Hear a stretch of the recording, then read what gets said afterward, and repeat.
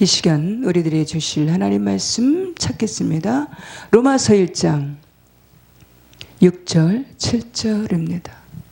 너희도 그들 중에 있어 예수 그리스도의 것으로 부르심을 입은 자니라.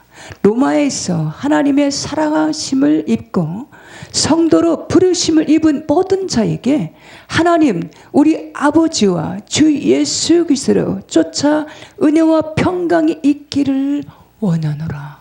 아멘. 이 시간 말씀의 제목은 예수 그리스도의 것으로입니다. 성경 신약의 27권 중에 13권을 본문의 저자 사도 바울이 기록을 하였습니다. 에베소서 말씀이 신약의 꽃이라고 한다면 본문의 말씀 로마서 말씀은 신약의 보석이라고 할 수가 있습니다. 구원이 뭐냐? 죄가 뭐냐? 은혜가 뭐냐? 우리 인류가 우리 인생들이 평생에 풀어가야 할 과제 기독교의 교리를 고스란히 담고 있습니다. 7절 말씀에서 보니까 사도 바울은 이렇게 선언하고 있습니다. 주 예수 그리스도로 쫓아 은혜와 평강이 있기를 원하노라. 사도 바울의 여기서 성격을 살펴볼 수가 있는데, 사도 바울은 이 서신서에서 보면, 서도에서 보면 늘 언제나 항상 변함없이 은혜와 평강이 너에게 있을지어다. 주 예수 그리스도로부터 은혜와 평강이 있을지어다. 은혜와 평강이 더욱 많을지어다. 이렇게 선언하고 있습니다. 그 성품은 사교성이 있는 성품이었을 것이다. 인사성이 밝은 성격이었을 것이다. 라고 우리 추측해 볼 수가 있습니다. 남을 배려하는 성격이었을 것이다. 라고 추측해 볼 수가 있습니다. 또 다른 의미로는 은혜와 평강이 너에게 있을지어다 라는 다른 의미는 영적인 의미를 담고 있습니다. 우리 인생들은 하나님의 형상대로 지음받은 우리 인생들은 우리 영이 본질입니다. 우리는 아침 일찍부터 일어나가지고 의식주를 위해서 끊임없이 이 의식주 해결을 해서 의식주를 누리기 위해서 더 많은 것을 누리기 위해서 아침에 새벽 미명부터 눈을 감고 자는 순간까지도 열심히 뛰고 달리며 살아가고 있습니다. 의식주. 이 땅에 살아가면서 반드시 필수적이고 필요한 것입니다. 어떤 분들은 적은 의식주, 어떤 분들은 넘쳐나는 의식주를 소유하고 살아가고 있습니다. 이렇게 우리 인생들이 필요한 의식주만큼이나 어쩌면 그 이상 더 필요한 것이 뭐냐? 반드시 필수적으로 소유해야 되는 것이 뭐냐? 주 예수 그리스도로부터 베푸시는 은혜와 평강이 어쩌면 의식주보다도 더 필요하다. 우리 인생들에게. 왜? 우리 인생들은 본질이 영이기 때문입니다. 할렐루야. 은혜와 평강으로 충만하게 누리시는 저와 우리 모두가 되시기를 소망합니다. 예수 그리스도의 것. 두 번째로는 19절 말씀 20절 말씀에 보니까 이는 하나님을 알만한 것이 주셨다. 하나님께서 우리를 하나님을 알만한 것을 보이셨는데 그것은 능력과 신성으로 나타내 보이셨다라는 사실입니다. 이는 하나님을 알만한 것이 저희 속에 보임이라 하나님께서 이를 저희에게 보이셨느니라. 하나님께서 우리에게 나타내 보이셨는데 무엇을 통해서 나타내 보이셨냐? 사물을 통해서 나타내 보이셨다라는 사실입니다. 창세로부터 그의 보이지 아니하는 것들 곧 그의 영원하신 능력과 신성이 그 만드신 만물에 분명히 보여 알게 되나니 그러므로 저희가 핑계하지 못할지니라. 하나님께서의 사물을 통해서 만물을 통해서 하나님을 알만한 것을 보여주셨는데 이에 핑계하지 못할지니라. 할렐루야.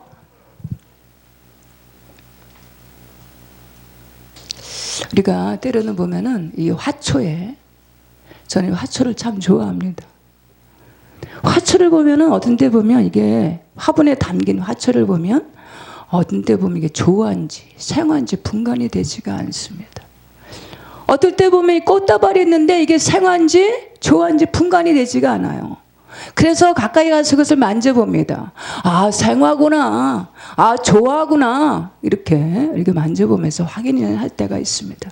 그러나 이 만물들, 산과 들에 있는 만물들은 우리의 기술로, 인생의 기술로 만들 수가 없어요.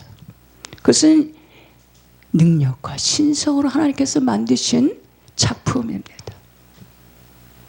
지난 겨울이 너무나 추웠습니다. 너무 추워서 이 겨울이 언제나 지나가려나 하고 손꼽아 기다렸습니다. 언제나 이 겨울이 지나가려나 라고 했는데 어느새 이제 봄이 왔어요. 완연한 봄이 왔습니다. 개나리, 진달래, 봄이 모든 꽃들이 만개했습니다. 한겨울에 이 만물들을 볼 때 그 모든 만물들이 가지를 살펴보니까 밋밋했어. 낙엽이 다 떨어져 버리고 밋밋했어. 그래서 추운 겨울에 흔들흔들거리면서 곧 이렇게 사그러져 버릴 것 같은, 부러져 버릴 것 같은 그런 모습을 할 때가 있었습니다. 그런데 요새 보니까 그 밋밋했던 가지가 새싹이 났어요. 새순이 발아했어요. 생성했습니다. 얼마나 신묘막측한지. 하나님께서 이 만물을 통해서 하나님을 알만한 것을 보이셨다. 핑계하지 못할지니라.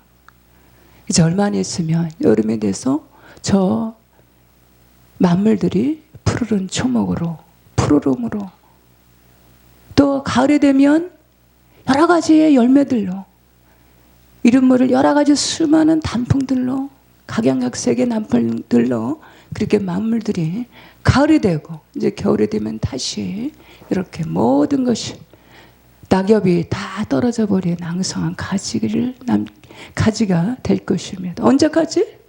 이 만물들을 지으신 주 예수 그리스도께서 이 땅에 다시 오시는 그 순간까지 계속해서 번복되어 갈 것입니다. 예수 그리스도는 어제나 오늘이나 영원토록 동일하시니라. 예수 그리스도의 것. 세 번째로는 21절의 말씀에 보니까 감사입니다.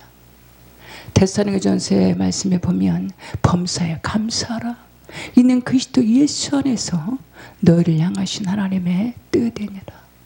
범사에 감사하라. 반대는 이 범사의 감사는 절대 긍정의 의미를 담고 있습니다. 범사의 감사의 반대는 부정입니다. 이 세상은 긍정과 부정으로 공존하고 있는 세상에 우리가 살고 있습니다. 예수 그리스도의 것으로 승리하기 위해서는 긍정을 추구해야 되고 범사의 감사를 선택해야 예수 그리스도의 것으로 승리하게 되는 줄 믿습니다. 이 범사의 감사가 쉬운가요? 범사의 감사가 쉽지가 않습니다. 우리 집에 얼마 전에 이제 이사를 했는데 이런저런 문제로 참 복잡하고 머리가 아주 혼란하고 힘이 들었습니다. 저 입에서 어느 순간에 불평이 막 나왔어요. 힘이 들어서. 어느 순간에 보니까 제가 이 불평에 잡혀있더라고. 깜짝 놀랐습니다. 이 세대가 어떠합니까? 지금 전 세계적으로 정말 너무너무 힘겨운 그런 시대. 전 세계적으로 우리가 앞으로 어떻게 이 세계가 어떻게 될 것인가. 얼마 전에는 미얀마에서 7.7의 최강 지진이 일어났습니다. 우리나라도 예외가 아닙니다. 우리나라도 산불이 일어나서 정말 우리가 깜짝 놀라는 그런 일들이 발생을 했습니다. 어찌 마태복음 24장 말씀에, 다니엘서 말씀에, 계시록 말씀에 우리가 지식으로만 배웠던 일들이 현실로 이렇게 눈앞에 펼쳐졌습니다. 범사에 감사를 가 어느 순간에 우리는 어색해져 버렸습니다. 그냥 단어같이 느껴지기도 합니다. 어느새 우리 범사의 감사가 저만치 멀어져 가고 있는 느낌을 받습니다.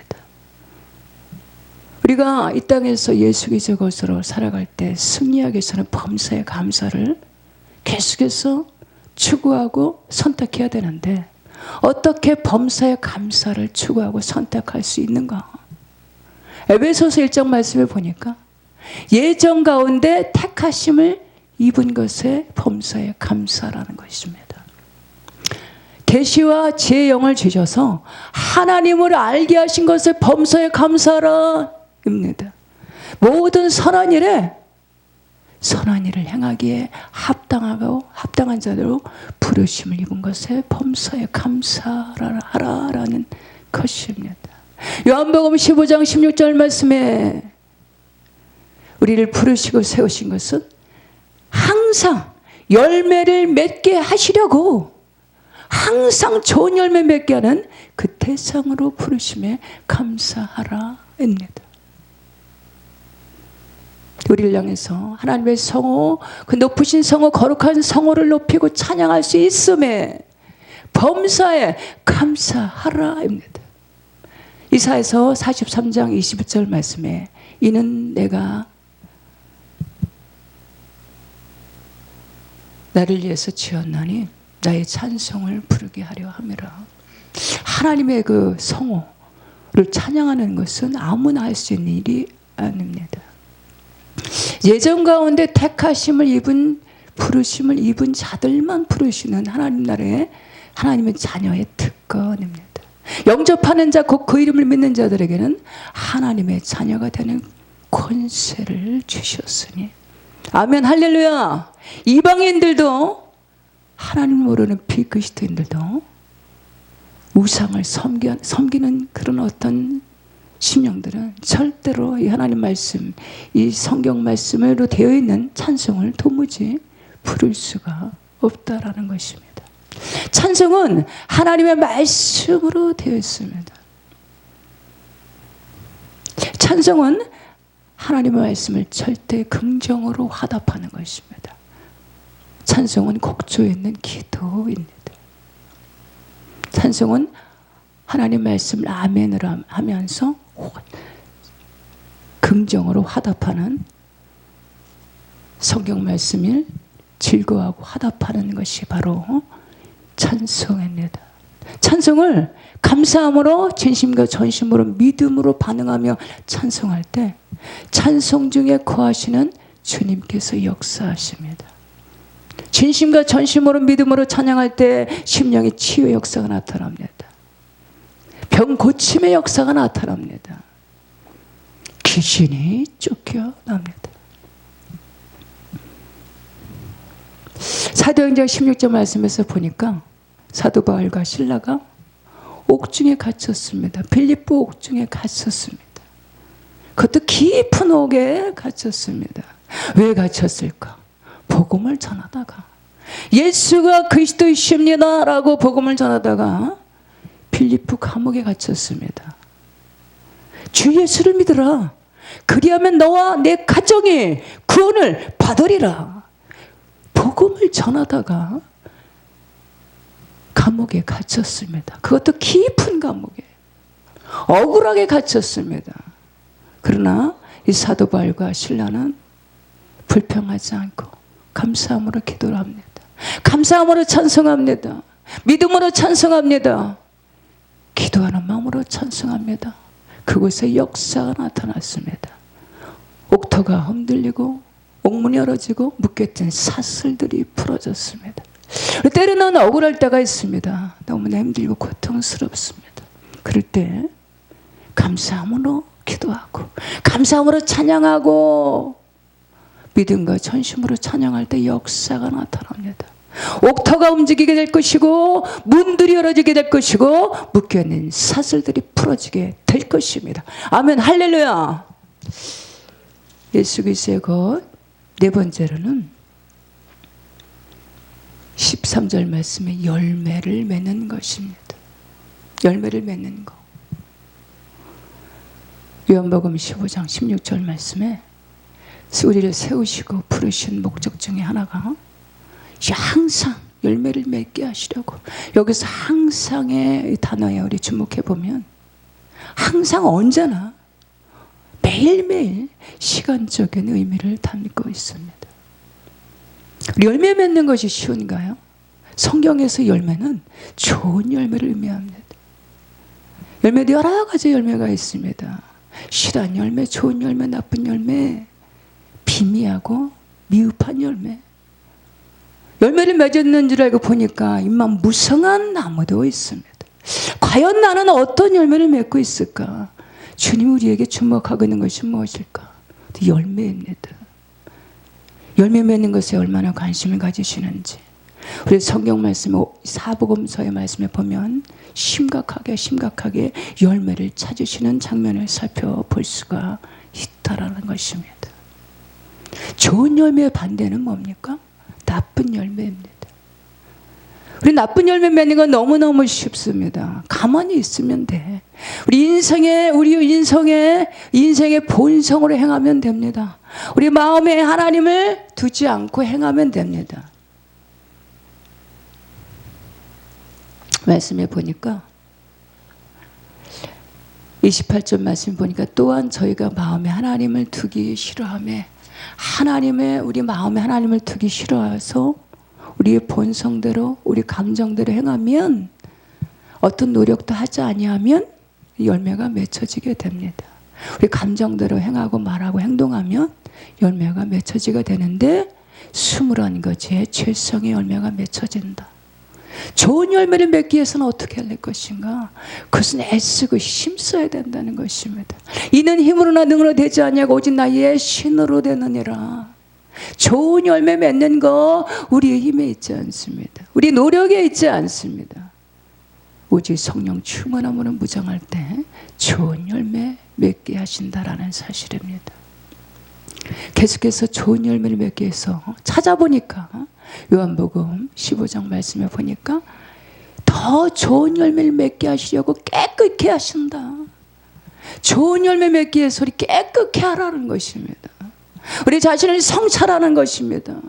우리 자신을 살피면서 늘 회개하라라는 것입니다. 주님의 모습을 담기 위해서 애쓰고 힘써라라는 것입니다. 내가 겸손하니 너희도 겸손하고, 내가 온유하니 너희도 온유하고, 내가 거룩하니 너희도 거룩하고, 내가 완전하니 너희도 완전하라. 그리스도를 담기 위해서 애쓰고 힘쓸 때, 우리 자신을 비울 때, 우리 자신이 죽어질 때 비로소 열매를 맺게 된다라는 사실입니다. 계속해서 좋은 열매 맺기 위해서는 나는 포도나무에 너는 가지니 그가 내 안에 내가 너 안에 거하면 열매를 많이 맺나니 너희가 나를 떠나서 아무것도 할 수 없음이라. 포도나무이신 그리스도께 밀착해서 붙어 있을 때 좋은 열매를 항상 맺을 수 있다라는 사실입니다. 그리스도께 밀착되어 붙어 있어서 그리스도께서 베푸시는 영적인 에너지를 공급받을 때 우린 좋은 열매를 비로소 맺어간다라는 사실입니다. 영과 진리로 그리스도께 밀착되어 붙어있고 계속해서 쉬지 않고 기도하는 심령으로 그리스도께 밀착되어 붙어있고 회개하는 심령으로 하마르티아 회개하라. 천국이 가까이 왔느니라. 회개하는 심령으로 그리스도께 밀착되어 붙어있을 때 하나님을 사랑함으로 계명을 지키기 위해서 애쓰고 힘쓰면서 그리스도께 밀착되어 붙어있을 때 그분께서 주시는 에너지, 은혜와 평강의 에너지로 우리가 영적인 에너지를 공급받아서 좋은 열매를 맺어간다라는 사실입니다. 마지막으로는 쉬지 않고 기도하는 것입니다. 내 기도에 쉬지 않고 너희를 말하며 9절 말씀에 항상 내 기도에 쉬지 않고 너희를 말하며 쉬지 말고 기도하라. 쉬지 말고 기도하는 것은 습관을 쫓아 기도하는 것입니다. 기도의 그 자리에 항상 나 그 자리에 머무는 것입니다. 쉬지 않고 기도하는 것은 그 나라 그 을에서 구하는 것입니다. 습관을 쫓아 감난삼에 가시고 기도의 결론은 성령의 충만함입니다. 이 시대에 악한 영들은 우리 성도들을 향해서 끊임없이 미혹하고 유혹합니다.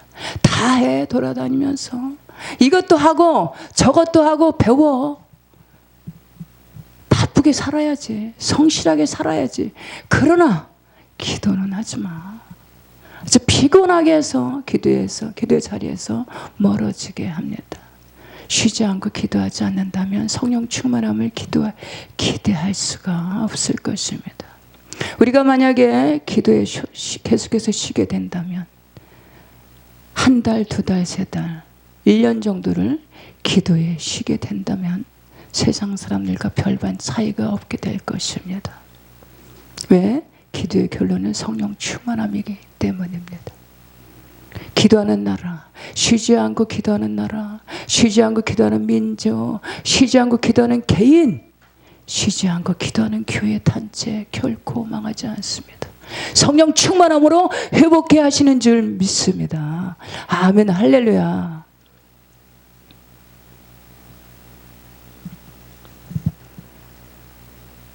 쉬지 않고 기도하는 것은 마지막으로는 그 나라 그 을에서 구하는 것입니다. 그 나라 그 을에서 구하는 것은 첫 번째 하나님 나라를 위해서 구하는 것입니다. 두 번째로는 나라 민족을 위해서 기도하고 세 번째로는 상대를 위해서 구하는 것입니다. 그럴 때 그 나라 그 을을 위해서 구하면 이 모든 것을 너에게 더해 주시리라. 기도의 결론 오직 성령 충만함입니다. 성령 충만함, 우리 쉬지 않고 기도하는 우리 모두가 되셔서 오직 성령 충만함으로 항상 좋은 열매를 맺어가시는 예수 그리스도의 것으로 항상 좋은 열매 계속해서 맺어가시는 승리자 다 되시기를 주 예수 그리스도의 이름으로 축복합니다. 아멘. 본문 말씀 읽고 마치겠습니다. 너희도 그들 중에 있어 예수 그리스도의 것으로 부르심을 입은 자니라. 로마에서 하나님의 사랑하심을 입고 성도로 부르심을 입은 모든 자에게 하나님 우리 아버지와 주 예수 그리스도로 쫓아 은혜와 평강이 있기를 원하노라. 아멘. 감사합니다.